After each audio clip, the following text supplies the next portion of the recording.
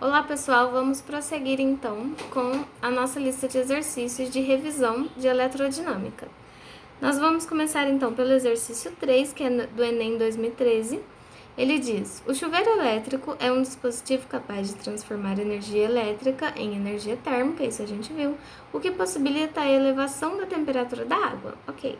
Um chuveiro projetado para funcionar em 110 volts pode ser adaptado para funcionar em 220 volts, de modo a manter inalterada sua potência. Ou seja, ele está falando que P1 tem que ser igual a P2, ou seja, potência para 110 volts, né, para o U de 110, tem que ser igual a potência 2 para 220 volts, tá bom?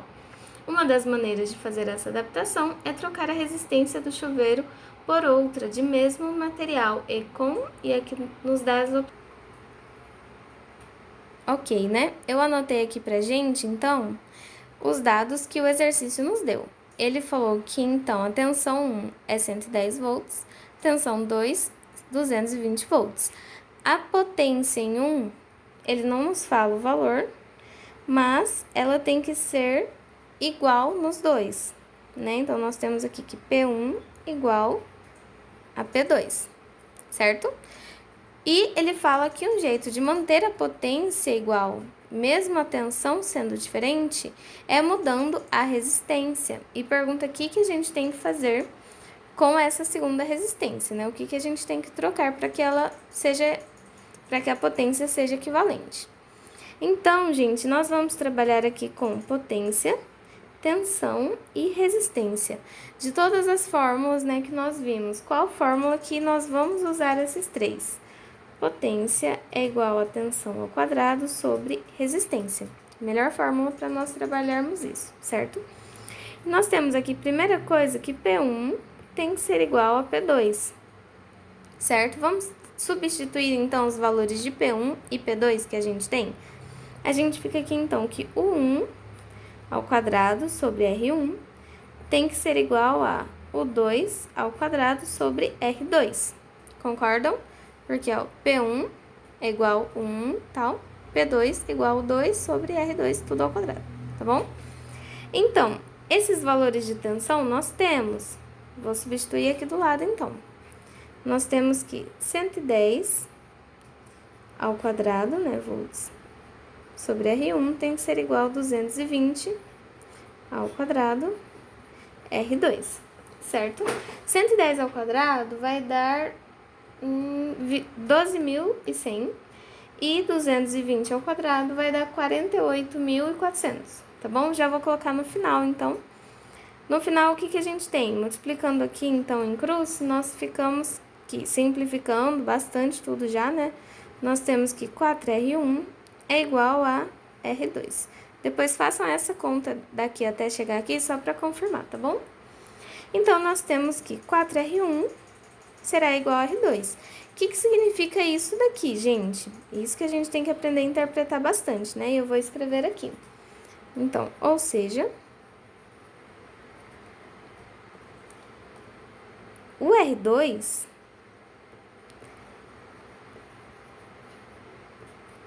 tem que ser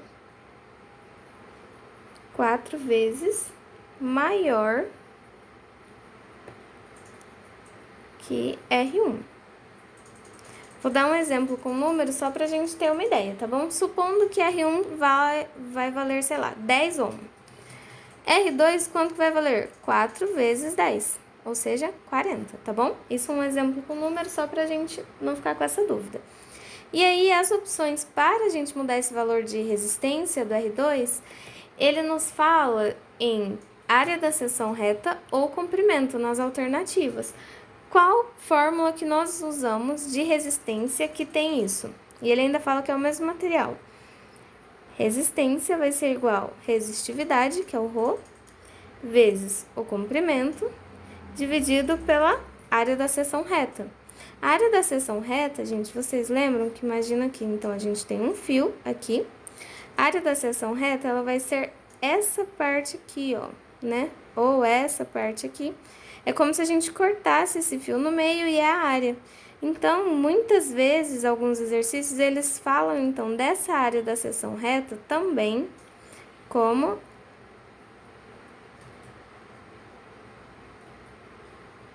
esse daqui nem precisa, mas ele fala como espessura. Tá bom? Então, se vocês virem algum, ele também fala como espessura. E aí, o que a gente tem aqui? A gente pode ter dois cenários, né? Nós precisamos que R2 seja 4 vezes maior que R1. Então, como que nós fazemos para mudar R2? Para aumentar, então, 4 vezes, então aqui, vezes 4, como que vai ficar aqui no cenário 1? Para aumentar o R, como o comprimento é proporcional, nós vamos aumentar 4 vezes o comprimento, ou para aumentar 4 vezes a resistência, se a gente for mexer na área, como a área está aqui embaixo, o que nós precisamos fazer com ela? Diminuir, né? Diminuir 4 vezes, ou seja, seria dividir essa área por 4. Por quê? Se a gente divide por um número menor, acaba que vai dar um valor maior, né? E se nós multiplicamos por um valor maior, vai dar um valor maior também. E aí aqui nós temos algumas opções. Então, metade da área, não, né? Porque ela é 4 vezes a metade, né? Nossa, 4 vezes a metade, meu Deus. Ela é 1/4 da parte, né? Então, não. Metade do comprimento do fio? Não, o fio teria que ser aumentado, então não serve. A quarta parte da área da seção reta? Sim, porque a quarta parte significa que dividiu por 4, então seria essa a resposta.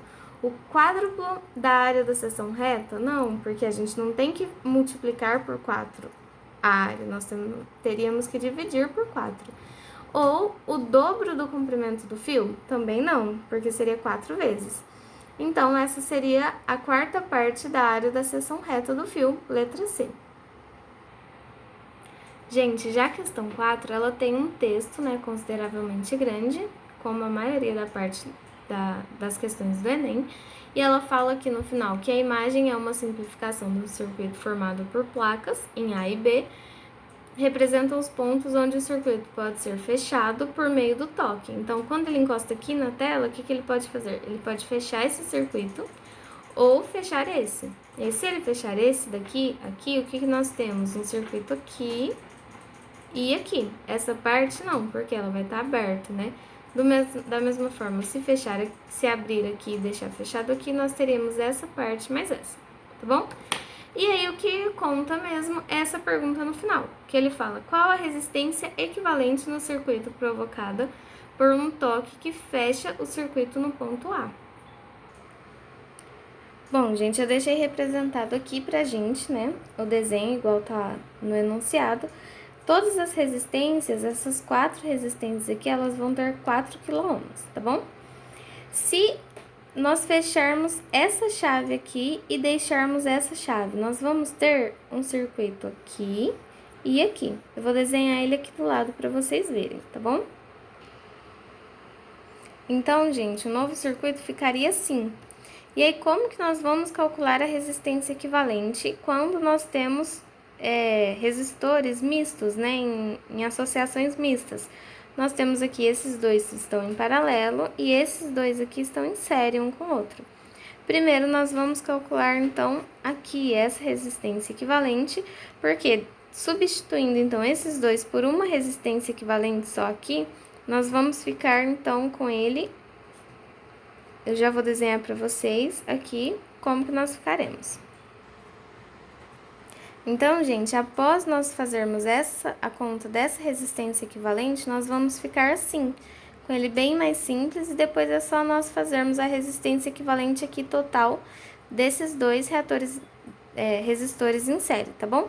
Como que nós calculamos essa resistência equivalente? Nós temos dois resistores, então, eles estão em paralelo, mas eles caem lá naquele caso especial, né, que facilita muito a nossa vida, porque os dois vão ter o mesmo valor de resistência. Então, como que nós calculamos? Deixa eu chegar aqui um pouquinho para cima. Nós iremos calcular assim, ó, resistência equivalente, vou colocar equivalente 1, tá bom? Então, essa daqui, ela vai ser igual a R, ou seja, o valor de cada resistor vezes o número de resistores. Cada resistor, ele tem 4 kW, né? Então, nós temos aqui 4K sobre número de resistores que estão em paralelo, 2. Então, nós ficaremos com 2 kW.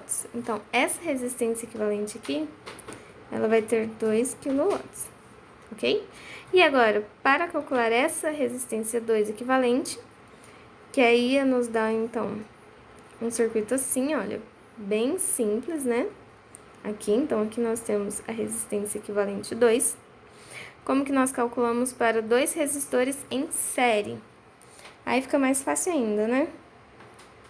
Então, resistência equivalente 2 será igual a R1 mais R2. No caso aqui nós temos 2 kW, kΩ, mais 4 kΩ, que será igual então a 6 kΩ.